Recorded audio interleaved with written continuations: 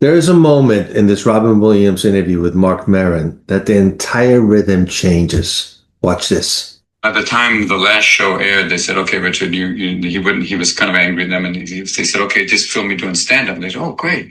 They Richard filmed Pryor. for 45 minutes. They had 30 seconds they could use.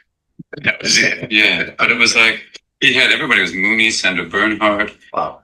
Everybody. He just hired all the comics to be like his players in this comedy troupe. It was pretty wonderful. But it was Richard Pryor breaking the ice with everybody. You'd see him backstage. One night somebody yelled out at him. They said, "Richard, do mud boning." He went, "Fuck you. You do it. You know it better than me." He did a piece one night that was the most beautiful piece I'd ever seen him do. He did a piece about God coming back to Earth to pick up his kid. He's going, "Where's my boy?" And he had everyone, they go, "Do you want to tell him?" And they went, "Get the Pope. He'll tell him." "Where's my son?" "We killed him." "What do you mean?" "Well, we killed him, but he came back. The man split. We haven't seen him." And then Pryor looked around and went, and then God was about, "I'm going to destroy him." Then all of a sudden he took a moment and went, "All right, that's it. I'm leaving. I'm not coming back. I'm going to leave you love. And if you fuck that up, you're on your own." And they walked off stage. And you can see the entire audience go like, "Huh?" They never did it again. But it was a weird kind of like, I just went. So that's got to be this genius, right? Richard Pryor, really talking about something so significant. He's talking about Jesus. He's talking about the Son of God, and he's making a joke about that. And Robin Williams is picking this up, and he's telling the story. And it's interesting in hindsight to think about who Robin Williams really was and who he turned out to be.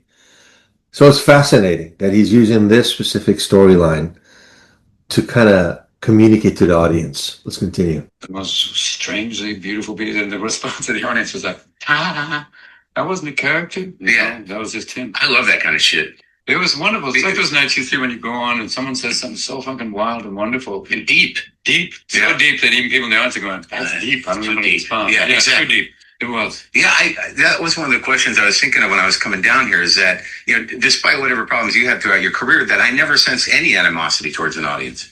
You can't be angry at them. I mean, You can't. I can't. No, but I can't. I mean, there's times when I've run across hostile audiences. Towards you? Yeah, I mean, but just because they're hostile towards everybody. I mean, right. I remember one audience one night, years ago when I was on stage, they were sending up kamikazes, which was vodka and lime juice. Mm-hmm. And after about the third one, I realized, "You want me to get fucked up?" And I said it, and they went, "Yeah." "You want me to crash and burn?" "Yeah." I was like, "Oh, fuck." I went, "Oh, I get it." Did you do it? No, I finally went, "Good night," because I went, "I got to stop because you really just want to see me pass out, don't you?" And that's the thing when it comes to any kind of performance, right? I mean, here's Robin Williams, one of the greats, getting haters left and right. It kind of reminds me of some of the things that happen even on YouTube. Like, the first guys who show up are haters. They'll comment on things. People who have, good things to say, they just kind of like and move on, right? It's quite interesting how that whole psychology works when it comes to entertainment and people who actually take the risk, right? It's the entertainers that take the risk. They're the ones who go on stage. They're the ones who are exposing their soul. And you got some in the background, commenting about some. It's so irrelevant. And Robin Williams picked up on that, and he knew that well. And so let's continue listening. And they would go, "Fuck yeah." It's that weird, from hanging with Sam, that they crash and burn. That's the way to go. Well, I mean, but that's the way I did it. And I think because I was trying to put into perspective, like, despite my own drug and alcohol problems throughout the years, they never garnered me, any, if I was drunk or fucked up there, I would go after an audience. I would blame them. I would say, I've opened shows by saying, "What do you fucking want?"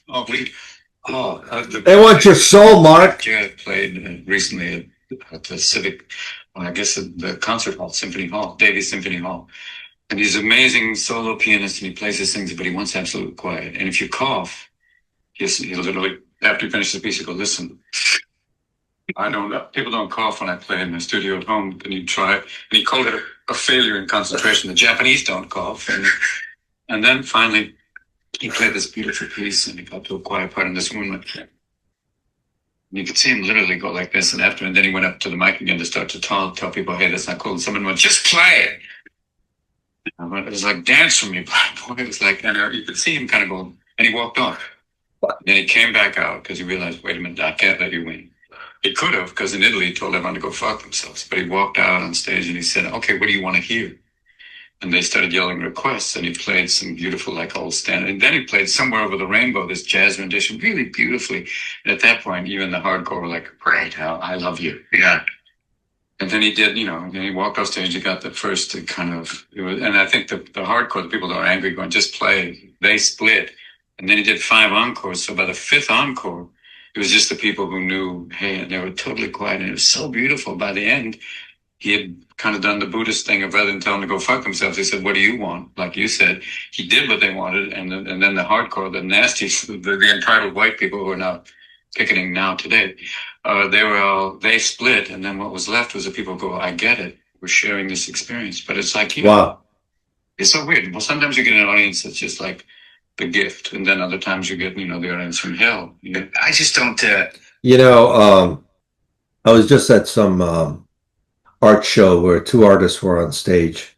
One old rock star and an artist, a painter.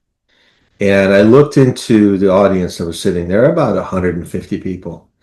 And it was out in the boonies, so people in the desert, and you kind of have to have some means to an end, money to get there and be part of this. And I was watching these 2 artists talk on stage, and I just noticed that some people trickled out a little bit earlier, but I was like, oh my God, these 2 artists, and I understand this from being an artist, are putting their heart and soul out there, like Robin Williams did, like Marc Maron has.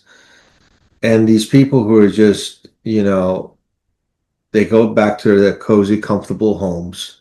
They're not taking the chances of what an artist does, what an artist takes risks on, sacrifices. And this is what Robin Williams is talking about, where they're just this entitlement. Listen, just for example, we just made this movie called Wages of Sin, and we got distribution on it. There's no big studio behind it, but it was picked up on Amazon Prime, et cetera, et cetera. And the first people who get on, and these people could be bots, could be anything, just start talking shit about your movie, and they don't even know what the movie's about.